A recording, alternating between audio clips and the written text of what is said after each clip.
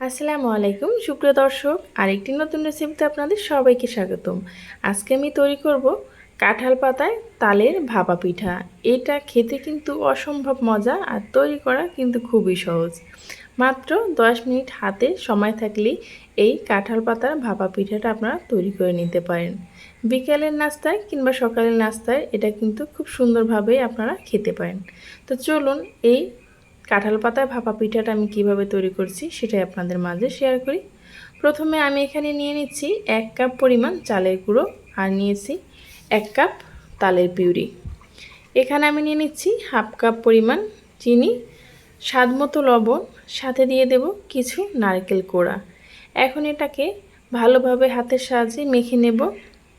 অল্প অল্প করে তালের পিউরিটা দেব আর মেখে নেব। এটা কিন্তু আপনাদের হাত দিয়ে মেখে নিতে হবে, তা না হলে কিন্তু এটা ভালোভাবে মাখা হবে না। এই তো আমি হাতের সাহায্যে এভাবে মেখে নিচ্ছি।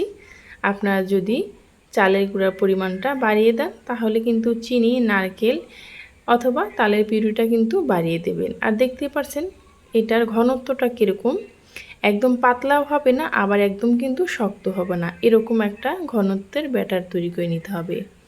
এখন আমি আরেকটা প্লেটে নিয়ে নিচ্ছি নারকেল কোড়া, সাথে দিয়ে দিচ্ছি হাফ কাপ পরিমাণ চিনি। আপনারা যদি চিনিটা বেশি খেতে পছন্দ করেন তাহলে কিন্তু ব্যাটারের সাথে চিনিটা আরেকটু বাড়িয়ে দিতে পারেন। যেহেতু তালে মিষ্টি থাকে সেজন্য কিন্তু অল্প দিলেই হয়ে যায়।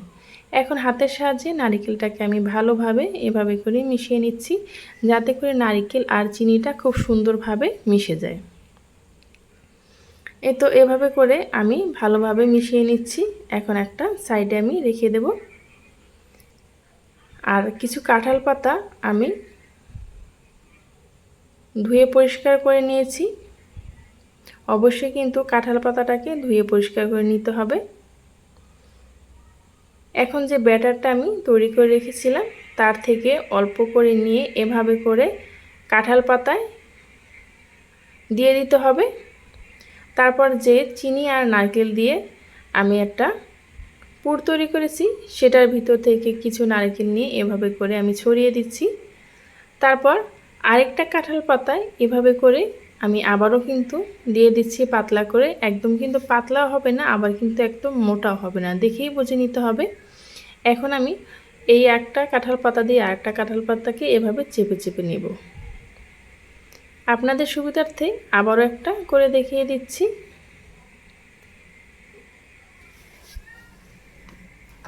যারা এই কাঁঠাল পাতার ভাপা পিঠাটা খেয়েছেন তারা তো অবশ্যই জানেন এটা খেতে কতটা মজা। আর যারা খাননি তারা কিন্তু একবার হলো বাসায় ট্রাই করবেন, আশা করি আপনাদের কাছেও ভালো লাগবে। এই তো আমি এভাবে করে সবগুলো কাঁঠাল পাতা তৈরি করে নিলাম। আর এই পর্যায়ে এসে যারা এখনও লাইক দেননি প্লিজ একটা লাইক দিয়ে ভিডিওটা কন্টিনিউ করবেন। আমার এই ভিডিওর কোনো অংশ যদি আপনাদের কাছে ভালো লেগে যায় তাহলে চ্যানেলটি সাবস্ক্রাইব করে পাশে থাকা বেল আইকনটা ক্লিক করে রাখবেন। যারা ফেসবুক পেজ থেকে দেখছেন তারা পেজটি ফলো দিয়ে আমার পাশেই থাকবেন। এই তো এভাবে করে হাতের সাহায্যে আরেকটু করে চাপ চাপ দিয়ে নিচ্ছি। আর অন্য সাইডে একটি রাইস কুকারে আমি পানি বসিয়ে দিলাম। আর তারপর আমি এভাবে করে কাঁঠাল পাতাগুলো দিয়ে দিচ্ছি। আপনারা চাইলে কিন্তু চুলায় করে নিতে পারেন, সেক্ষেত্রে একটা চালনিতে এভাবে করে দিয়ে ঢাকনাটা দিয়ে মাত্র 5 থেকে 7 মিনিট সময়ের ভিতরে এটা কিন্তু খুব সুন্দরভাবে হয়ে যায়। এই তো আমার পিঠাগুলো কিন্তু একদম তৈরি হয়ে গেছে। এখন আমি এটা নামিয়ে নিচ্ছি। হালকা একটু ঠান্ডা হলে তাহলে কিন্তু এটা নামাবেন, তা নাহলে কিন্তু আবার হাতে ভাপ উঠতে পারে। এখন আমি কাঁঠাল পাতা থেকে পিঠাগুলোকে ছাড়িয়ে নিচ্ছি। আর এটা কতটা সুন্দর আর কত টাইট হয়েছে দেখতেই পারছেন। আর খেতেও কিন্তু ভীষণই ভালো লাগে। এটা কিন্তু গরম গরমে বেশ ভালো লাগে, ঠান্ডা হলেও কিন্তু খেতে ভালো লাগে। দুভাবেই কিন্তু এটা অনেকটা মজা। এই তো এভাবে করে আমি কাঁঠাল পাতাটাকে ছাড়িয়ে নিচ্ছি। আর কে কে এই পিঠাটা খেতে পছন্দ করেন অবশ্যই জানাবেন। আর এটা ভেতরটা কতটা সুন্দর হয়েছে দেখুন। এই তো অন্য সাইডটাও আমি এভাবে ছাড়িয়ে নিচ্ছি। এই তো দেখুন কতটা সুন্দর আর কতটা কালারফুল লাগছে। এই পর্যন্ত যারাই আমার সাথে ছিলেন তাদেরকে জানাই অসংখ্য ধন্যবাদ। পরবর্তী ভিডিও পর্যন্ত সবাই ভালো থাকবেন, সুস্থ থাকবেন। আল্লাহ হাফেজ।